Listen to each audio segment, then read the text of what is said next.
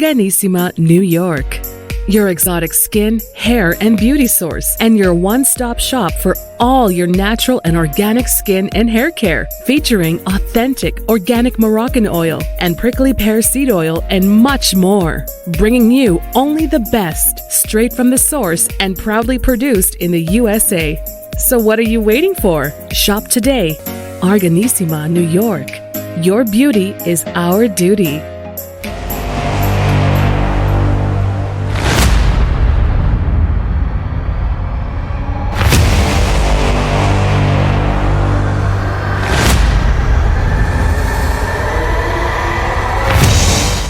Folks, welcome back to the Sales World channel, iHealth Radio, channel, the NBC network, the whole shebang, as always, with your host, Hurricane H. Today is, an exciting day because whenever I talk sales and I get someone who speaks my language, primarily, I mean, I have different languages, typically different topics, all my I guess love and passion, but really sales is just what my DNA is made of. And so today I have someone that's going to drive us there. Now Darleen, Priday, did I get it right? Priday. So that, you see, I wasn't sure. I was like, I didn't ask. So Darleen Priday, she's a CEO of DP Consults, and she helps coaches. She coaches, to sell their products and services, and that's just the quick definition. But we'll get deep dive into this. Ultimately, she is a sales guru too, and she's been doing sales in years. And again. This is the Sales World channel primarily today, and now sales affects everything in life. And whether you're entry level, whether you're a professional, whether you have a business. As a matter of fact, if you have a business, you cannot be possibly in a business without being in sales. I don't know of a business that doesn't operate with a sales, unit or business development, whatever you call it. But it is. So first things first, Darleen, welcome to the show. Thank you so much. I appreciate you having me, Hurricane. Yeah, my pleasure. Like I said, today we're going to talk shop and we're going to have some fun. I did have recently a couple of great shows actually about the sales, and so this is going to be the next one, right? And so let's talk about you first, Darleen. I mean, ultimately you're in sales, and not everybody likes to be in sales, and that's just a fact. We are like the other guys. Everybody looks at us like those are the sales guys, right? And so. How did you make it in that journey? Because that is a tough, place to be, and making it a career is even harder. Yeah, absolutely. I was always that person that said, I hate salespeople, right? Like I'm a salesperson that hates sales because of the way that the typical stereotypical way that a lot of people approach it or look at salespeople. So, I mean, from very early on, I was in retail sales, and then I was in B2B. I've done everything, B2B, B2C, all of that type of stuff. So it always naturally, no matter what position I ever had, I always wound up selling. So I was in the fashion industry for many years, and I worked for a hair accessory company, and I did product development and all of that. But I always sold. Even though we had a sales team, I was always brought in for the bigger clients and different things like that because of the way that I sold and how I built those relationships. Oh, so again, it's funny that you said that. Like you were in sales, you hated sales. Well, at least not hated, but it just, it's because of how salespeople have always been perceived. Yet you said it, even though I didn't sell, I was selling. And that's really what the reality of things. We all do what we call a sales transaction in life. And I've always said this, and many experts will tell you, we start selling at early ages when we're kids and babies. And we always sell in a way, whatever you have an interaction with someone, you're exchanging some sort of value, right? And that's a sales transaction. We just don't call it that way because whatever it is. And I had a guest one time. He says, "Do you ever date?" Yes. Okay. Well, you've been selling a lot. Yeah. So that's an example, right? I mean, there's so many. I would say analogies if you want to call it that way. But sales is a little tough because you always have to kind of pitch, and people don't like to be pitched at, right? And sometimes it's like it's that kind of thing, but really we're not selling in typical terms. We're just highlighting some value and proposition, and we're showing the people what that is and what it means to them and how it can help them. And usually you have to identify, what their needs are and wants, and then you can develop into something whether your product or service is going to match that stuff.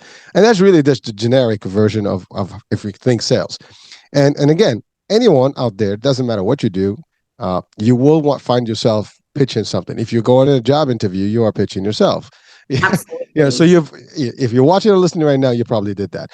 If you're, again, we talked about dating. I think everybody, if you're not dating, even if you're marrying, you still have to pitch something. Honey, we gotta go this. No, we're not gonna go. I pitch DIY projects to my husband all the time, all the time. But that's exactly right. So you're always pitching, right? And so that's the thing, pitching. We hear that.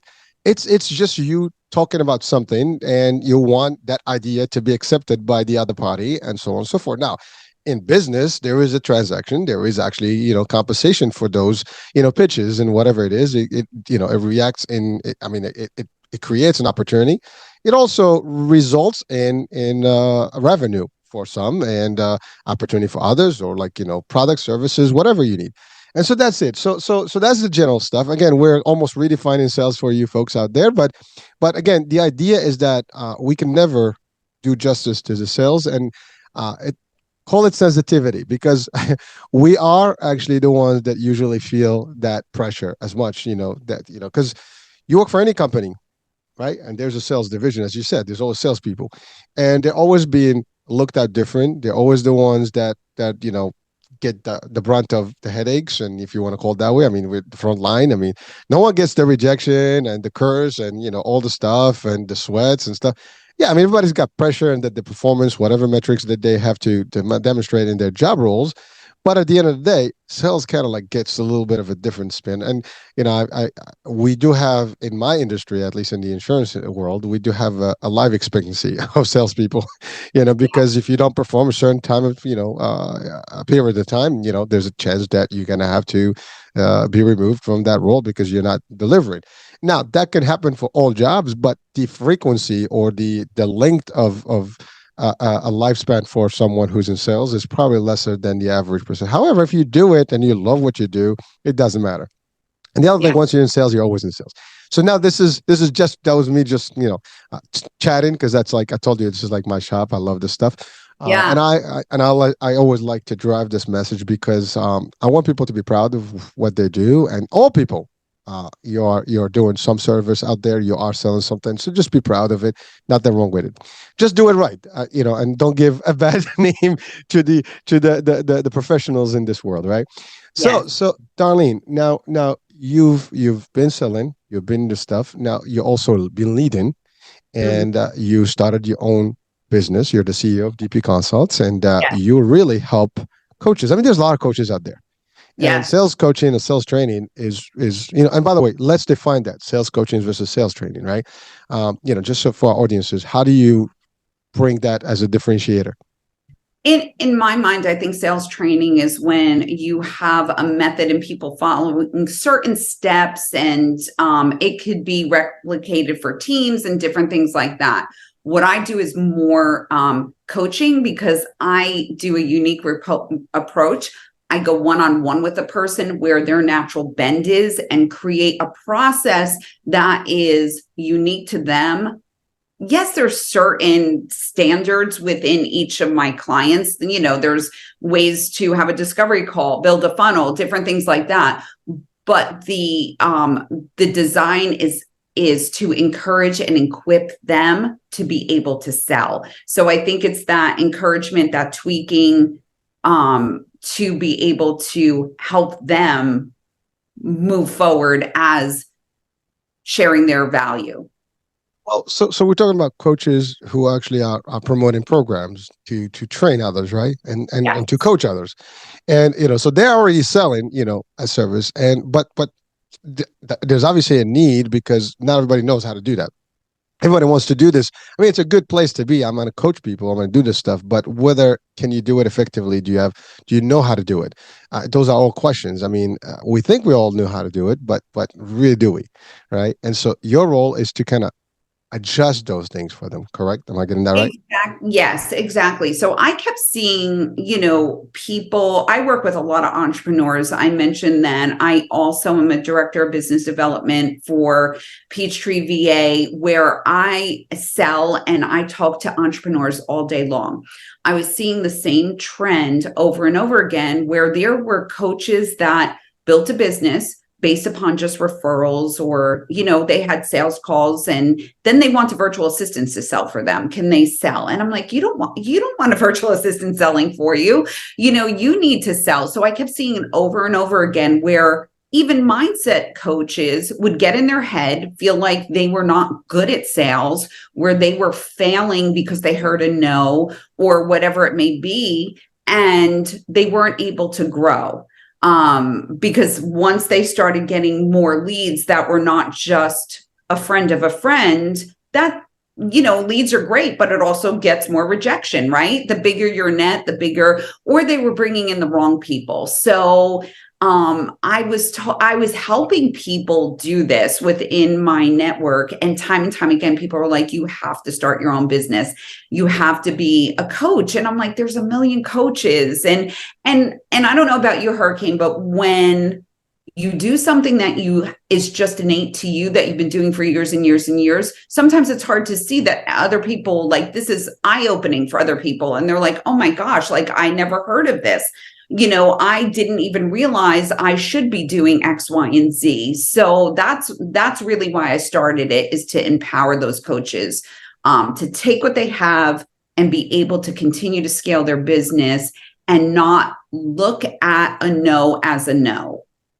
Well, Darlene, you've uttered the word no a few times, and rejection, and those are like standards, in our business. I mean, in our line of work, I mean, no is almost a must. It's a yes. You're gonna have no's, because that's just the tradition. I think we're all default to no. Humans by default, they're no. I mean, talk to your kids. Do you want to do no? Talk to you. No, I don't feel like it. And it's just, we almost feel that no is like the first, facade that we always give. Even if you want something, you're going to say no first, and then you're going to figure your way.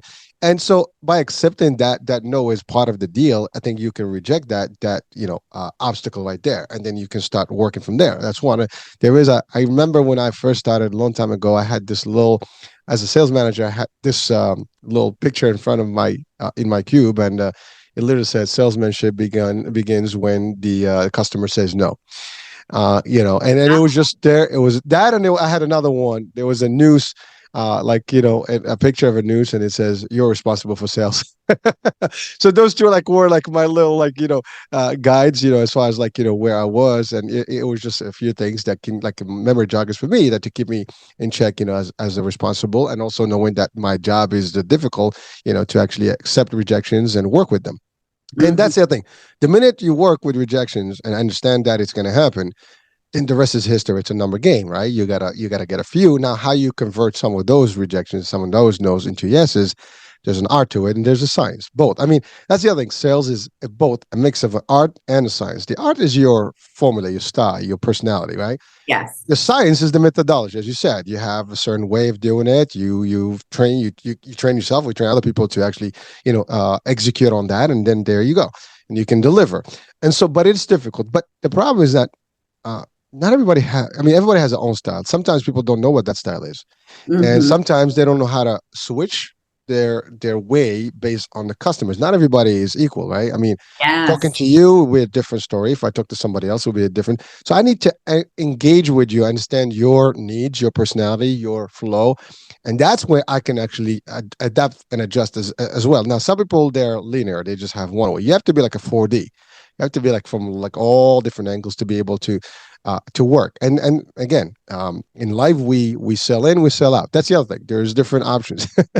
Go ahead. Sorry. Yeah, I use the analogy of a piano player, right? If somebody could plunk out the keys exactly the way it is, they're following that method, they may technically know how to play the piano. And then, when you have somebody who's passionate about it and they play, and even if they're playing a wrong note or two, it's more enjoyable, right? So that's the same thing with those sales calls, is when you really have somebody who is engaged actively listening, like you said, know your audience, and being able to enjoy that conversation versus just hitting those points, it makes it much better for the person that you're talking to as well. I hear you say that, and also like it's funny. I was looking at something on my screen here, and you talked about leads and how most people they're happy when they have the referrals, and so that's like order taker. I mean, you get an easy sale. I mean, all you got to do is give them what it is. They're already pre-sold because they actually coming to you halfway ready. It's like when someone's like, "Hey, can you tell me more about this?" I think or they walk into you like they, for example, as simple as this: you go to a car dealer, right? You're not in the car dealer to buy food. You go in there to buy a car. So there's a good chance that you're looking for a vehicle. It's just how we interact. Although, car salesmanship can probably be one of the worst examples in the sales, and because they pitch too hard, and it loses a lot of the value of real salesmanship. But again, no critics here for our car deals, but there's more work to be done there. If I had to coach there's definitely a lot of work to be done. I've done it actually in person one time with this dude that was my car dealer. Anyways, but really when you start doing real sales where it's cold turkey sales, I mean, these people are not coming from a friend of a friend or referral. They don't know it. Then you're actually talking to them, and you have to pitch, and you have to why, why you versus others, why the product that you have, why your service. I mean, there's hundreds of products that are in the marketplace, and you happen to be one of them. Why different? What makes the difference, right? You're selling, a whole different perspective, your style, your angle. And that's the difference. So that's really where it gets hard, is when you have someone that is not prepped for you, So how do you work with folks like that? What is your angle with that? So what I tell my clients too is know who your best customer is, who is going to get the most out of your service. I speak to so many coaches and they're like, well, I could serve anybody. And I'm like, you don't want to, right? Like, could you technically? Yes. But are you the best option for everyone? No. And we're having major storms. I hope I keep my internet. I don't know if you could hear the thunder. Sorry about that. But welcome to Florida. Yeah, exactly. And then it'll be sunny in 10 minutes. So so I have them really identify who is the best client for them, and also not look at a sales call, but as a discovery call. You are actively listening to that person and seeing what they need, and then you're conveying how you can help them, right? I don't like scare tactics. I don't like, saying like, if you don't use my service, you're never going to be able to sell. Like, it's just not true, right? There's a lot of options out there. I know what I do well. I know how I can help people, and I know how I can, move the needle and all of those different things. So I actively listen to the person, and then I paint that picture of what it would look like if they used my service. So that's how I have my clients share with them. Paint a picture of, if you used my service, if I coached you, if I, rebuilt your website, what would that look like? As opposed to using fear, you're opening up their mind to the possibilities. So thank you for just a few things there that are powerful. One is you said it, you can't sell everybody, although you can, but really, is it worth it? Is it going to work? Are you going to drive the results? So the truth of the matter is that, there is a product for everyone. There's someone for every product, and you don't have to have everybody. And that's just the fact. You talked about the concept of the idea of painting a picture for them, right? Understanding what they're really gonna do. And that's the eye opener, right? To your point, when you're not doing scare tactics, and by the way, scare tactics will probably not gonna give you good results.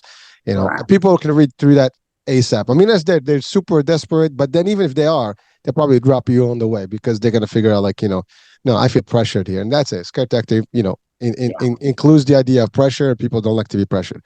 It shouldn't be pressure. It should be like, oh, I want this. I really see the value and I need it. And I want you to help me get there.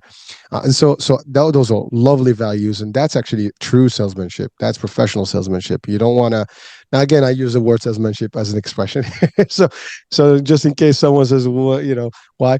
But that's really how we refer to it. And it's really just the way to do it. And I love what you said about that. You're comfortable with that. You don't want to be everybody's coach, but you want to have the people believe in your system, what you're going to give them, and make the difference with them. And that's actually, I think, what makes a difference in anything we do. People have, like in our business, for example, I'm in the insurance space, and one of the regulations, you can't do pressure tactics and scare tactics, right? Yeah. So by default, we're not supposed to. That doesn't mean that people sometimes don't cross that line and they're like, hey, listen, you never know. Maybe if you don't do it now, it's too late and whatever. Yeah. As a matter of fact, see, I have a rule that if I don't sell you today, actually, I just did sell you. So what does that mean? Yes. I don't sell you today. I actually prep you for later. So I don't have to have a sale every day you have to have numbers every day if you want to call it that way. But you don't lose a sale. You lose a sale when you stop, when you actually push them away. But you don't lose a sale or a transaction if you make those people feel good about you. Because maybe today the circumstances are not going to work. In a month from now, the circumstances are going to be better. Now they're going to come back to you. So like, you know what? I really thought about this stuff. It's gorgeous. This is something I want. I want you to help me out. But if you pissed them off and you scared them and you did all that, it's over. It's done. Not only them, everybody else that comes along with them. Their referrals are gone. So those cold leads with the easy ones are not going to happen. So that's a mistake that's often made by salespeople and sales professionals, and it is a bad one. I always say the end, like a win for a sales call, is going to be that they trust you. You exchange that trust. You're going to have some yeses, you're going to have some no's, but those no's might be not now. Those no's might be never, but you know what? I have a friend that could really use this service or product or whatever it may be, but they trust you. You built that trust because you're not trying to sell everyone, and you're not trying to use these cheesy tactics to get them to say yes, because people see that, right? So if they trust you, I have so many people that I've had calls with that will never use me, and they send the best referrals over because they know I will shoot straight. If I'm not the right service, I can't serve you well, I'm not going to sell you. I don't care what my numbers look like. I'm just not going to do it. Well, see, that's again, this is the highest level of maturity in sales, understanding that a lost opportunity today is a gain sometimes in the future. And knowing, but some people, they want that quick fix, that quick sale. It's like, I just want to get it now and I don't care about the future. What happens is they don't see the potential. It's like you take, the baby fruit and it's the tree is destroyed or whatever, and there's no more. But you can leave it there, and to your point, the best referrals will come on because they started to trust you, they believe in you, and they know you're honorable, they know you're honest, you're not just bullshitting people. And so that's what people are looking for. I mean, today, if you ask anyone, I want a mechanic, it's like, I don't know, do you know a good one? I want a lawyer, do you know a good one? I want an accountant, do you know a good one? Anybody, like we always ask people, like, do you know someone that's really good, that's not gonna, take me for a run, take advantage of me. Yeah, I just got a text yesterday from a woman I spoke to over a 4-year period, right? Needing a virtual assistant here and there. She would text me, we'd kind of reconnect, see what it was. Because I also don't want somebody to move forward if financially and all of those different things are not going to be good for them, right? I've given her other resources for like, okay, you can't afford us, but here's a good patch until you can. She texted me yesterday and she was like, hi, my friend, sends me pictures of her grandchildren. And she was like, now I need a virtual assistant and we're talking on Tuesday. So, if she never bought from me, it's still a relationship, right? I'm still valuable to her because she knows she can come to me and I can refer her to what she needs. She sent people to me. So it's really nice. And here it is 4 years later. Did I do these things because I knew 4 years down the road she may need a virtual assistant? Of course not. That's just how I operate, with a generous mindset that I'm going to give value regardless of where they fall. And so now that takes me to your name, or the consults. It's consulting. Yeah. In sales, we are advisors and consultants. We're not salespeople. And so, yes, we use the word salesmanship. Those are the technical words. But really what we do is that consultative, approach. It's that, advisory, personality. It's like, let's identify your needs. Let's see what's today, what's going to work, what's not. And then you can start tweaking and pushing if you need to. Ultimately, if you are working towards a commission or whatever, some people, and you have managers, and there's always jokes about how you get pushed to, in front of the fire. There's some of that in this world of sales, but the best salespeople, doesn't matter, the ones that do successful, transactions and amounts of sales, are the ones who are doing that advisory, approach. They're consulting with people. They're sharing with them, values. They're not scaring them. They're not pressuring them. They're just showing them why, this service is going to help them and what options they have. And sometimes I have done this, actually. Sometimes I've sent people to my competition. Yeah. I just cannot help you, but exactly. I know someone that can. And you know what? Please do so. And actually, I've worked with a competition where we exchanged, business, and so it's not difficult. If it's a business, right? It's numbers, but it's the right numbers. It's and by the way, the word numbers even is negative. It's not numbers. These are people with needs. These are people with emotions. These are folks that have, a real situation in their life that you are trying to solve for. And so if you start thinking about how many people do we help today so we can help ourselves, if that's the simple formula as a salesperson, if you have that mindset, well, I want to help more people. By helping more people, I'm helping myself. And you start changing the dynamics of sales. You start becoming someone of value, as opposed to someone people would not want to cross paths with you again. So I love what you said. And I love the term collaboration versus competition, because I have a lot, even in the coaching space. I just discovered, I created this business just out of my head, right? What I saw a need for. I didn't do all that competitive research because of the fact that I wanted to stay true to what I wanted to do. But in my networking, I've crossed paths with so many people that are kind of in the same space. And I'm so excited that they're changing the landscape of sales. And there is a different way, and there is a better way. And it's not what the typical, 20 years ago, you had to do it certain, just numbers, churn, and all of that. And I will say that, I use a lot of empathy with my sales, and someone told me that sounds so weak. I'm like, I have always operated that way, just innately, right? But I've also been a top producer, no matter where I was.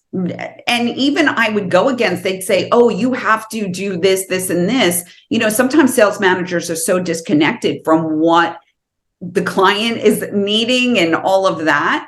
So I'm a little bit of a rebel. I just did what I wanted, and I was always really successful, based upon operating authentically to who I was. But you know what? Actually, you're talking real stuff. Empathy is needed in this business. You need to understand people, finances. I mean, some sales guy or gal can come in right now and says, well, you guys are talking sales, we got to push the numbers. We got to get the revenue. Well, we're going to get the revenue. Trust me, we've done it. I mean, we're not talking sales today because we didn't, we failed at it. I've been selling for 30 years, and I've managed sales, led division of sales. And I can tell you, it's all about the above. It's all about, caring, empathy, all these things, and being true to yourself, honorable, things like that. And if you know how to leverage things, your numbers are always going to be there, because it's a mass production type of thing as opposed to individual. The reason people get scared and they want those quick results is because they're not doing well enough. Yeah. So they need to catch up, the numbers. So they are forced almost to just do shortcuts and bad deals. And then eventually they don't last long, and they don't make it, in the long run. And that's the other thing. This is more of a marathon business, not, yes, it's day to day. Every morning you wake up in sales, it's a new day. You got to push. But understanding your value, understanding what you're doing, and you want to sleep nights at night too. That's the other part. I mean, Yes. you don't want to feel like, I just got these people, they lost their shirt because I got them a policy. And here's the other thing. Sometimes even if you did a quick sale, there's chargebacks in a lot of business and sales. There's people that cancel on you or disenroll if it's a membership or whatever. You want a long-term relationship with your customers, and that's who, residuals. Even if let's say in the insurance world there's residual income. If you do bad by people, well, they're not going to be with you, so you're not going to get that residual over the years. So what's the point? You got a quick, little, XYZ dollars, but Yeah. you have a short, narrow mind as opposed to like, looking for a longer term. And so those are some of the things. Now, Darleen, confidence is a big word, Yeah. in the world sales. What do you say to that? And before we do that, I do want you, if you don't mind, to just for our audiences, virtual assistants. Why is that? Because you refer to it and probably like, what the hell? Yeah. So, virtual assistants is, think of it this way. Like there's been virtual assistants around a long time, but I think in 2020, it just catapulted. Everybody realized they can work remotely. And I've been working remotely for over 10 years. So I don't, I do everything over Zoom and different things like that. But in today's economy, it is a beautiful thing that there's so many fractional options out there. So if you are a solopreneur, if you're a small business, you don't need somebody 40 hours a week. You don't even have enough, not only money, but you don't even have enough to do for that, right? Because we see everybody is an entrepreneur now and they're building these businesses and there's so many startups. So if somebody needs high quality support, but maybe 5-10 hours a week, that's what we supply. So we have all US based, they're highly vetted. We have a matching process where we make sure we're matching skills, personality, all of those different things, because when you build a business, it's your baby. So you don't want just anybody handling it. You want someone in alignment with you. So they are able to fill in a multitude of gaps, because when people start businesses, they start businesses because they're passionate about what they're doing, but they don't like a lot of the other stuff, or they may not like. For me, I suck at all the details. I am a high level, visionary, that type of thing. Can I do the details? Yes, but it sucks the life out of me. But having a virtual assistant, I call her my other half of my brain. She works so well and knows me so well that she picks up on those other areas and she takes care of the details to leave me in my zone of genius to be able to connect. Love it. So now let's talk about the confidence thing. So how important is confidence in our business, in the sales world? Confidence is so important because people read your energy. People know when you're desperate. People know when you're just trying to make a sale. People know when you're, operating out of fear. But I think confidence starts with what you're selling. I have to believe in what I'm selling. Otherwise, I cannot sell it. Could I? Yes, but I won't, right? Back to putting your head on the pillow at night and living with yourself. So I think if you truly know that you can help people with whatever product, whatever service that you have, the confidence is in the outcome of helping them, not in your sales ability. You're there to share, and you're going to have that confidence, and that passion is going to come across because you believe in whatever you're selling versus you believe in your abilities to sell. Does that make sense? Oh no, you just, that's probably one of the most powerful definitions of this part. because you're right. Yeah, I mean, if you're a salesperson, you are a salesperson. You can sell ice to Eskimos, whatever expressions that we've heard out there, you can do it, right? And it's part of you. That's your personality. And sometimes they say salespeople are liars, bullshit artists, Like I had a friend, we had a birthday party, and his wife's like, what do you do for a living? You do the BS stuff. That was the joke. So people think that we're BS people, but we're not. But what makes the difference, as you said, is not so much that you are confident in your skills and abilities, because that you have to have that. Yeah. It's the confidence that the people that you're serving are going to be pleased and ultimately happy with whatever you're giving them.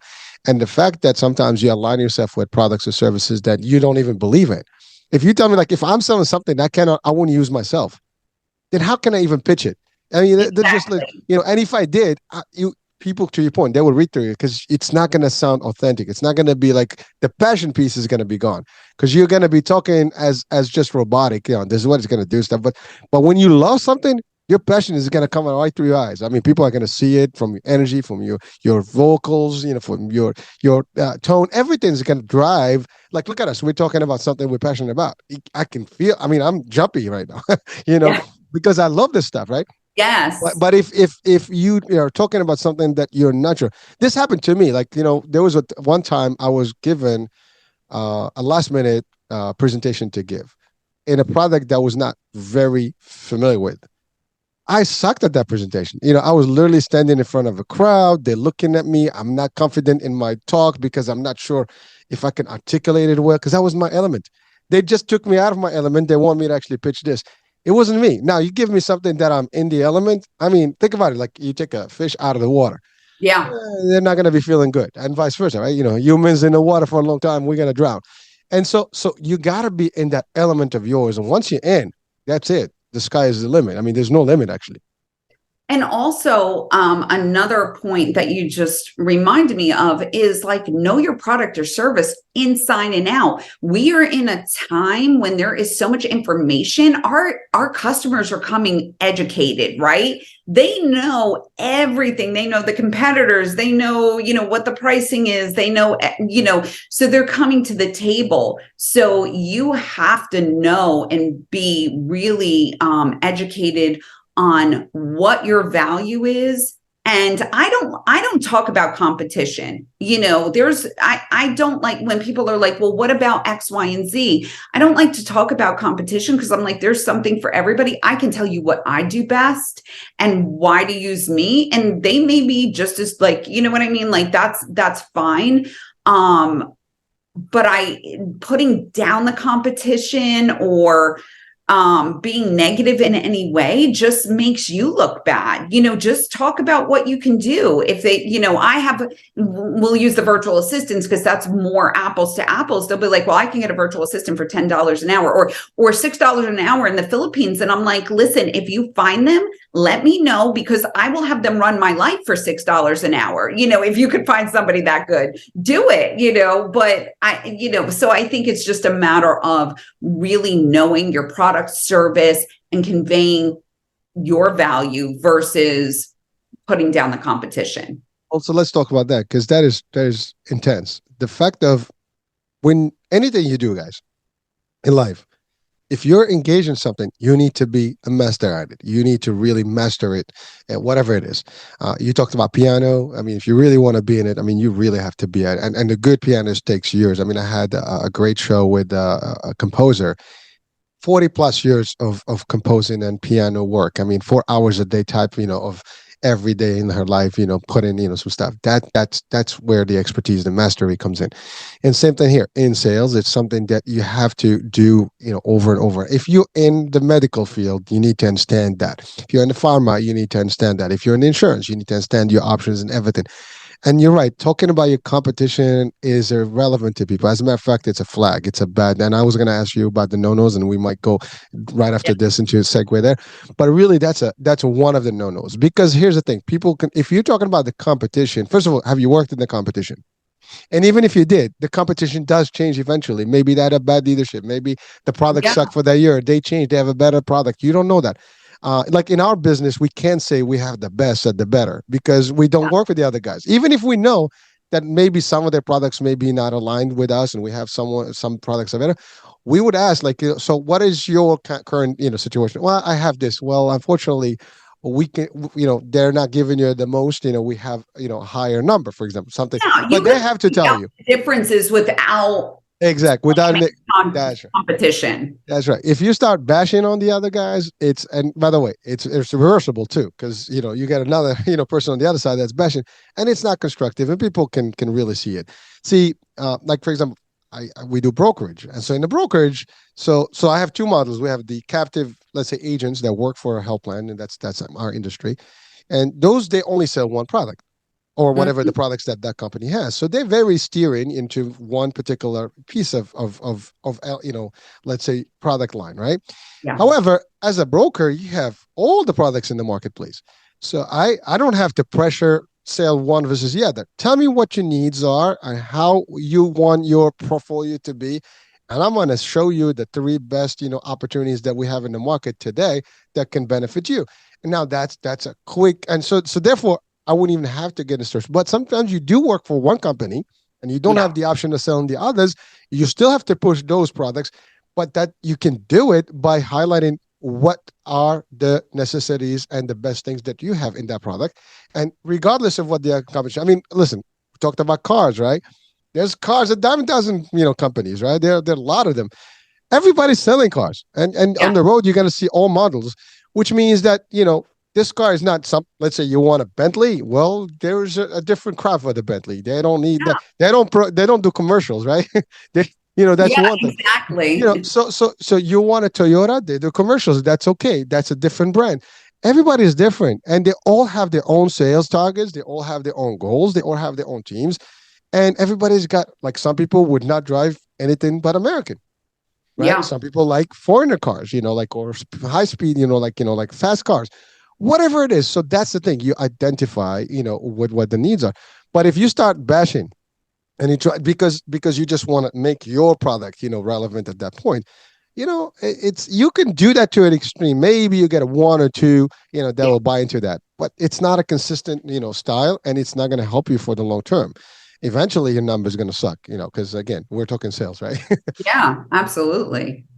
So Darleen, since we're talking about no, what are some of the no-nos that you do not cross, or you tell people be careful as you coach them? I mean, remember, you coach coaches, and some of the no-nos that they might go through that we may be able to help them not get there. Yeah, well, I think trying to sell everybody, being everything to everybody, especially with coaching, it's so personal. If you bring in the wrong client, it's not only bad for them, it's bad for you too, and you're not going to get the results needed. So selling to the wrong people, using fear tactics, or I am the only way, it drives me crazy. Like, again, I have that rebellious spirit. Like, if somebody tells me this is the only way, I will find a different way, to do it. Like, I don't like, because everybody's unique. There's a lot of different ways. And then also just operating out of fear. Like, I have to meet those numbers, or I have to sell, or whatever. Your energy introduces yourself before you even speak, right? And people know when you're desperate. People know when you are just trying to get them on the hook. So really taking a minute before you get on a sales call and focusing on, okay, I'm going to actively listen. And we talk too much as salespeople, right? We do. I do it. I've been in sales 30 years. I still talk too much. But listening, right? Actively listening to what the other person's saying, and don't just listen to get your point across. Hear what that person is saying. So this way you can really help them versus just going point by point with your sales pitch.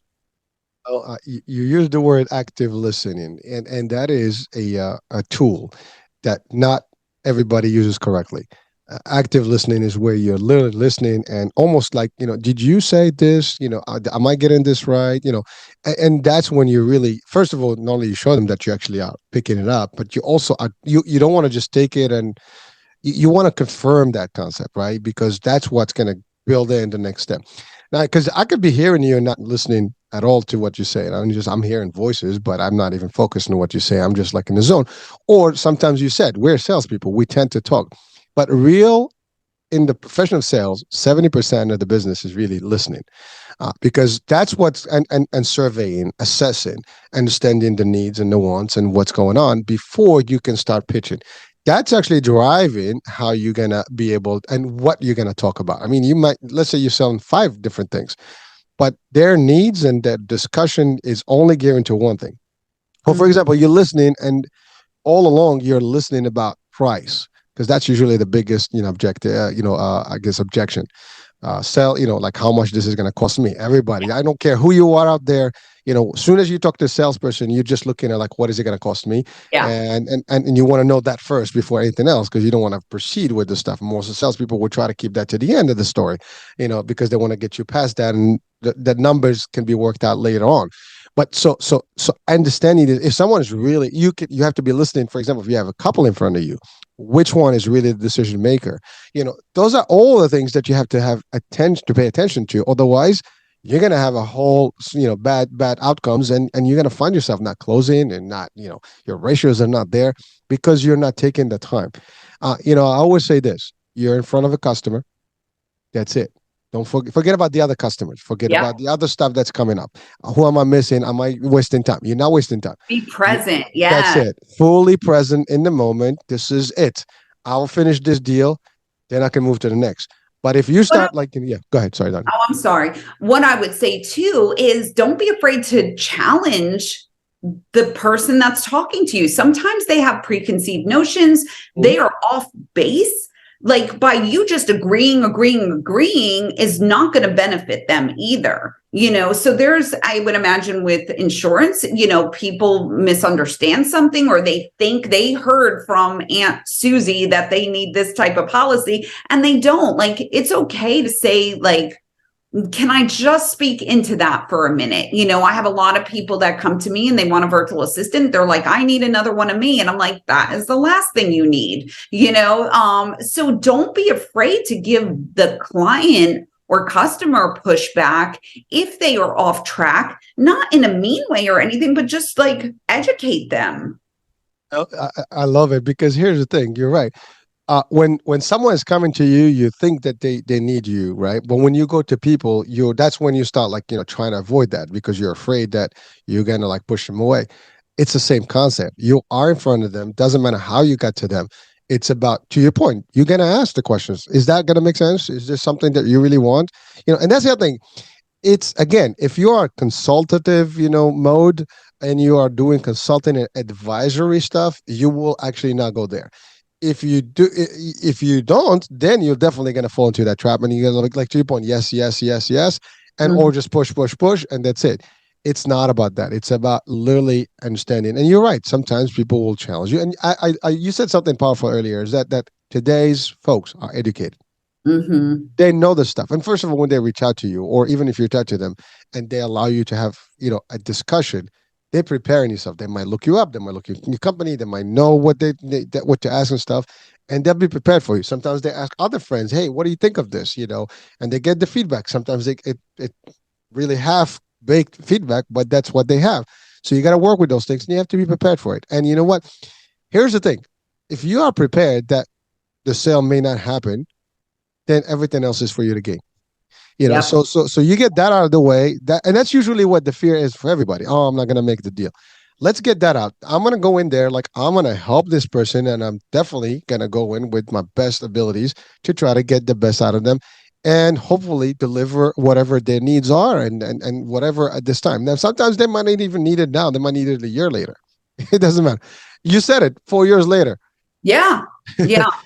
And I think it's important too for the salespeople to be ongoing learners, because you and I have been in the business for many, many years, right? In 30 years, the core of how we sell, who we are, may not have changed, but the customer has changed, the resources have changed.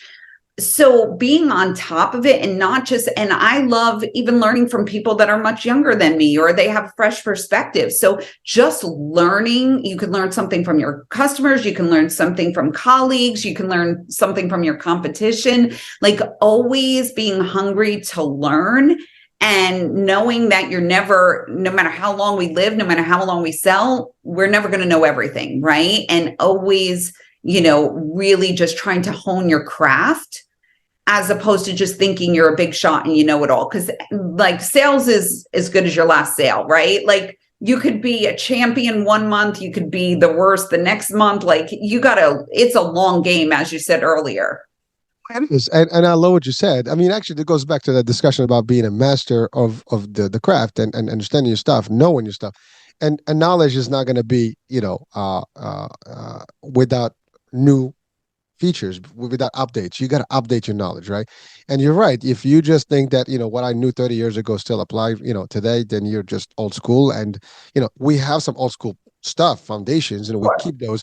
Obviously, our expertise, comes from those years. But what makes us better at what we do is that we are adapting with the times. Whatever technology, whatever, we are up there. We are constantly. And by the way, there's always someone's going to learn more or has more knowledge. So understand that rule too. Doesn't matter how smart you are. There's a smarter person out there. And so let me get to that next level. Always try to be, in the top of tier of those things. That's going to make you. And I love what you said. You can learn from anybody. I learn from kids, from my kids, from family members, from outside, from TV, from everywhere. I pick and then I absorb, I tweak, and then I make it my own. That's all. You adapt to the times, you adapt to the knowledge, you adapt to the skills. The industry changes, and whatever industry you're in, it's going to change. You need there's so many things that are happening. So the core foundations are the same, but it's the aesthetics and the more stuff and the adaptability to the times. It's necessary. It's a must. So it's all of the above that you stated and beyond. I mean, really, that's what it is. And you have to be in all the time, updating, upgrading. And by the way, you don't want to be obsolete. Oh, for sure. You don't want to be obsolete, but you also have to have that anchor of who you are. Because if you just chase the new and shiny, the latest and the greatest technique, you will be lost. You will be like bouncing back and forth, and you will not be effective at all. So having a strong foundation, but just gleaning and taking what resonates with you from these different things is important too. And not just taking it all in like, oh, I have to change the way that I have to sell and be a whole different person. No, that is the beauty of sales, is that you bring in your own personality and what you contribute to the role. And even though those cores are the same, you're still making it your own. Oh, and that's important. Your signature, right? You have your own flavor, and that's really what makes. I mean, you and I, we can go to the same, to the same place, and you're gonna have your spin, I'm gonna have my spin, and we're gonna have our own little unique perspective and unique approach, and that's okay. You want to be that. You don't want to be like just a clone of anybody else, because then that's not going to work. So now I want to go to the entrepreneurs and coaches, business coaches. Typically, like you said it. I mean, there more than ever. There's more people that want to be entrepreneurs, and the world is allowing that. There's more with technology and everything. People are doing this. But what are some of the mistakes that you see out there in people who are joining new ventures or becoming more of their own bosses, if you want to call it that way, or their own employers? And what are some of the advices you would give them? Well, I think I've seen a lot of entrepreneurs hire a salesperson way too soon. They're not even solidified in their business, and then they're hiring somebody and they're thinking somebody knows more about their business than they do, which is, they may not know about the sales aspect of it, but nobody's going to know your business more than you, especially when you created it. So not just jumping to hire someone, or if you get to the point where you need a salesperson, having somebody that is not in alignment with your core values, your vision, and you have to really know how they're going to sell, because as a coach, you are your product. If you get a salesperson that's going to use these tactics, as we talked about, that are no-nos, right? You're going to look bad. That's your reputation. That's your brand. So if you get to the point where you need to hire a salesperson or sales team, you need to make sure that they are in alignment with who you are and are going to operate like that with every single customer, regardless of the month, regardless of the quota, regardless of anything. So, Darleen, you touching on something very deep, because, and it's funny because you said a lot of entrepreneurs, they usually hire a salesperson. Yet they're the ones who created or innovated this new approach with this new service or product. And they're really the ones who know this the most. I mean, they can pitch it better than most, if not better than anybody else, because they know why they created whatever that opportunity is. So they're the better, pitchers at this. I think the problem is most of the people, they don't think they have what it takes as the pitch. I get CEOs all the time who actually are pitching their companies. you Yeah. know Now they don't send their salespeople or their sales. They do have sales divisions, but they come and talk about their value, their organization, and they're pitching the bigger picture, right? Because they know more about what that vision is and that mission, so they want the public to hear about it. Now they can certainly have a representative to sell the product service, but that's the product and service, not the big picture, and Yeah. that's the difference. So to your point, if you are really believing in your company and you're starting the company, you're going to be the first one out there pitching, doing. Then what's going to happen eventually, it's going to expand, and then you're going to have people who actually are aligned correctly, as you said. And if they're not aligned, they're not going to be part of it. They shouldn't be part of the team because they're going to destroy all the work you've done. So that's important. Now, coaches, you said that they have sometimes difficulty finding their own business. Yeah. Why is that?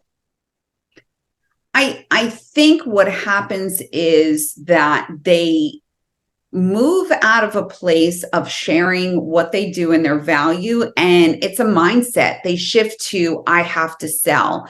I just worked with a client who she builds websites and she has an amazing product and all of those different things. And she was told by someone, like, you have to get a sales call is successful if you get them to give you that deposit right on that call. And I'm like, that's not true. Like, it's really not true, right? Like, that's not a successful sales call. Sure, you're gonna have that sometimes if it's an alignment. And when I was like, no, that's when I was doing the discovery call with her, I explained a little bit more of how I would equip her to sell. And when she heard that is not the right way to do it, it was like she took a deep breath and she was like, oh, well, that makes more sense. It got her off the hook because she was putting this ridiculous pressure on herself to get that sale. Or I had another client, she's a mindset coach. And she was like, I spoke to I don't know what I'm doing wrong. I got 3 no's last week. Like, I spoke to 3 different people. Nobody wanted to move forward. And I'm like, okay, but why? Were they not the right fit for you? Was it they didn't have the funds now? Did they have to have something else in place? All of those different things. People take no, and that's the end of it.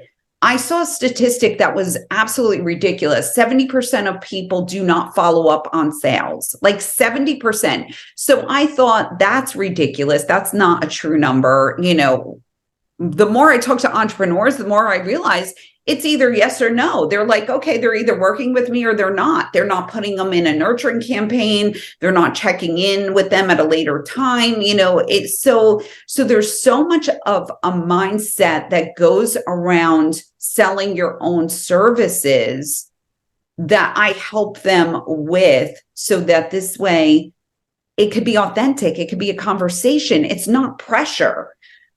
It's not pressure for the client, but it's not pressure for the person selling either.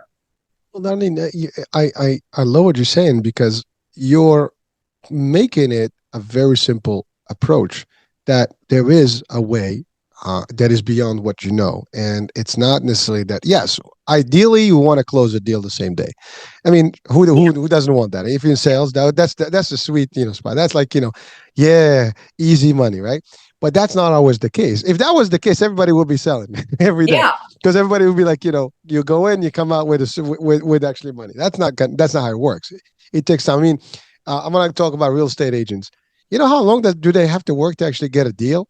How many showings? If you're on the sellers, agent side, I mean, you got to list the products, you got to get the listings, you got to do this, and then eventually you have to share that commission with someone else. If you're on the buyer side, you know how many people you have to take to these homes and stuff, and eventually you got to split. It takes months, and then you have to wait for closing and banks and approval. I'm just an example, right? It's any type of sales. If you're working in the corporate platforms and you're doing like software and stuff, you got to meet with executives and sometimes wait for the board to approve and budgets and this, and do committees with subgroups to actually present the opportunity. I've done a lot of different things in my life, and all these things I'm talking about, I actually been part of those things. Yeah. And each one of those circumstances in sales, are part of like the core of them. but there are processes. And if you just expect that first opportunity is going to happen, is going to always going to be there. Yeah, listen, there's a good percentage of that happens, but that's not the majority. And so Right. you have to be trained that it's going to happen. And also, to your point, if you don't follow up, today is a bad day. Yeah. Maybe the circumstances today, this month is a bad, there's different things that people are going through and they have priorities. Everybody's prioritizing. So maybe today's the priority for me is like number 3. Next month, I'm going to go after number 2. In 3 months, I'm in number 1. They want me desperately. Now they need it. And that's exactly what it is. Now, if you've completely, just pulled the plug and you didn't follow, you just lost that. See, that's the thing. We look at today's business. We don't look at future business. 2 things we do in sales. There's today and there's the future. You work in two lever like pipelines. Yeah, the one that is immediate, and there's the one that is progressive, that is ongoing, because that's what's going to keep you going. If you're working like in our world, you got to work with doctors. I use a SMART formula, right? So there is a formula. You work with the providers, you work with events, you work with community organizations, you want to work with this and the other, and each one of them you give some sort of a target per month. Now, if you can generate X amount of referrals per channel, eventually that just going to exponentially, kind of grow up into super numbers. 1 per channel, and then 2, then 4, then 8, 16, and it's just adding up. Before you know it, you don't have to work hard. You just sit back, relax, and everything's coming. But if you're just waiting for that quick deal, just satisfaction right now, it's over. It's done. Tomorrow you're going to work as hard, or harder, and it's the same thing. But if you work the smart way, I don't know about you, but I love a challenge. Like, I love when you are nurturing somebody, or you have to go to that, talk to 15 executives and do your thing. And like, I love winning them over too. Like, at some point, like, that is such a victory. Like the easy wins. Yes. Who doesn't want an easy win? Right. But the ones that, take that time or finally come around or whatever are just as sweet, and they usually come at those times when you're like not even expecting it. Like that woman who texted me, right? Like, I wasn't even expecting it, but that's, fantastic. And it may not be my biggest sale, but I'm excited because I'm also excited to help her too. Darlene, it's amazing, but we're like farming.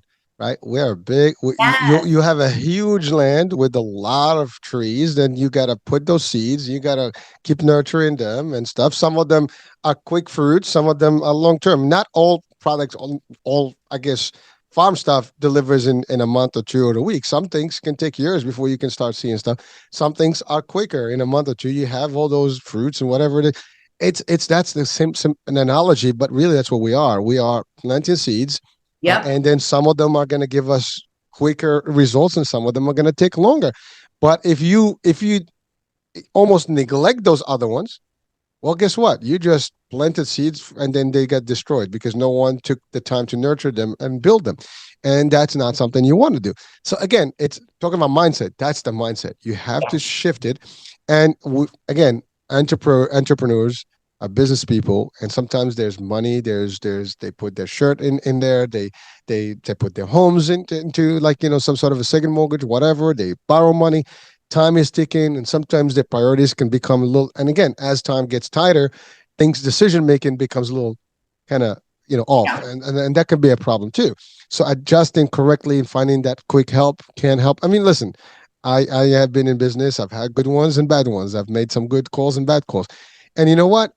I can get it. It's not always easy. Sometimes you do need that assistance to guide you, because sometimes we see it our way and then we become funnel vision and, or tunnel vision rather. And we don't have, we can't expand anymore. And you need that extra outside view that, hey, I see it. You don't see it, because again, that's like once we in something, I see it all the time. I do consulting sometimes.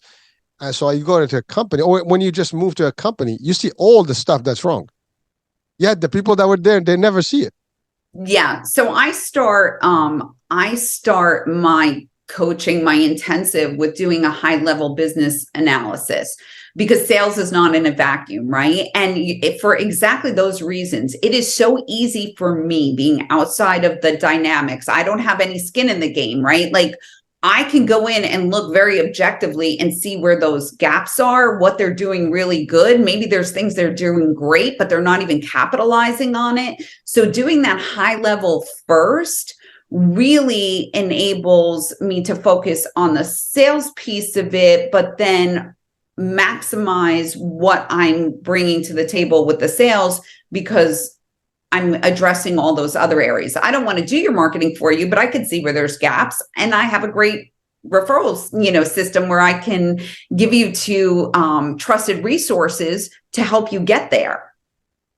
Darlene, I love it, and we just hit the top of the hour here, but I know we're limited in time. There's so much we can talk about, but I want to just, there's a lot of stuff I can ask, but the one thing now, it's about your work, your service, and how can people, which clients do you really seek, and how can they reach out to you, how you can help them.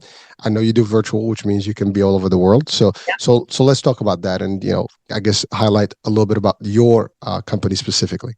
Yeah. So my beloved avatar, so to speak, is that entrepreneur, that solopreneur that is either a coach or a service provider that really has an established business, but they don't have the confidence in the sales piece of it, and they don't have the systems that are able to maintain those funnels of what we're talking about, and those nurturing campaigns. So as I mentioned, I do a high level business analysis, and I do this all in 4 weeks because entrepreneurs have the attention span of a gnat. And I say that in lovingly because that is me. So they want to see, they want to have something that they can hold on to and move forward with. So I do that. And then I go deep, I take a deep dive into their sales process. I give them, I create a discovery form, like what to ask on that sales call to make sure you're getting in the right clients. Now we know who's the beloved avatar, but who would be the right people? What are the right questions to ask to make sure? Talking points of their, how to convey their value using their bend. Not everybody sells the same. And I know, we mentioned that before. Like, I like to use humor. I make a joke out of everything, right? Like, even when I flub or whatever, I'm like, I have to have a sense of humor because it's just like life is too short. But people, they may not operate that way. So, I try to see what is going to feel natural to them. And we create talking points, not a sales script, because nobody wants to hear a sales script. And I do role playing with them. I really make them comfortable in getting their message across. And then I also give them how to follow up, cadences. So if they say this may not be a right client, maybe you want to refer them to somebody else. If they're not ready for you now, maybe they need a website first. This is what you're going to do. Or if it's budget, let's put them into this bucket. So to start creating those funnels where it's cadences of how to reach out, what's appropriate. And then also, building out a referral program, because some people have built their business on referrals, but they don't have an established program. Or, what are strategic partnerships? Who's in your area that you can refer business back and forth? So I give them all of that at the end of about 4 weeks. And then 2 weeks after that, I follow up with them to see how it feels in their skin. Have they been doing it? Like, what is not good? That type of thing. And then I also have rapid fire coaching for those people that want to stay, have somebody in their back pocket for the next couple of months. I do a 3-month rapid fire coaching where they can send me a sales call. We can hop on a call, see what, maybe they have a new offering that they're not sure how to portray. So I do that as well but it's really equipping them to be able to use their own personality, their own bend, and just continue to grow that business. Oh, that's a lot. That's a pretty, comprehensive package right there, and certainly the time frame is decent because it's not a long, I guess, investment of time for them, because you're right. People need results, in fairly short, term, and so you're doing that. Now, your website is dp-consults.com. Right? Correct. And you can also find me on LinkedIn, Darleen, Darleen, Priday, Priday. And I'm big on LinkedIn, so you can reach out to me there. I'd love to connect. All right. And also I'll have the the website on the job on the description of the show, so people also can do that. If your picture would be on the site, they can click on it. It will be on your site as well, or LinkedIn, and so that will be an option. Definitely, folks, if you do need some assistance and guidance, I think Darleen can definitely drive that and help and make it happen. I hope that really we had a very comprehensive discussion about sales in general and the do's and don'ts and things that we can improve and just some of the realities of the business. But certainly some nuggets on the coaching and what works and what doesn't. So, Darleen, anything you want to leave our audiences with today before we end the show? I would say, trust your instincts, right? Be authentic to yourself, trust your instincts, learn a lot, listen to a lot of different things, but go with your gut. Don't do something that is not in alignment with who you are. It's always going to come across to your audience. That's powerful. I'll take it, and we'll close with it. So thank you so much, Darleen, for being with us today. It's been real. I had fun. I enjoyed the discussion. And folks, I hope that you've enjoyed this show and you've learned some stuff. And now, if you are an entrepreneur or you're contemplating such, or you are a coach and things are not happening, now we have Darleen that's available and she can help and assist. So we'll be talking soon. New day, new show, and topic coming up. I'm your host, Hurricane Age. Bye for now.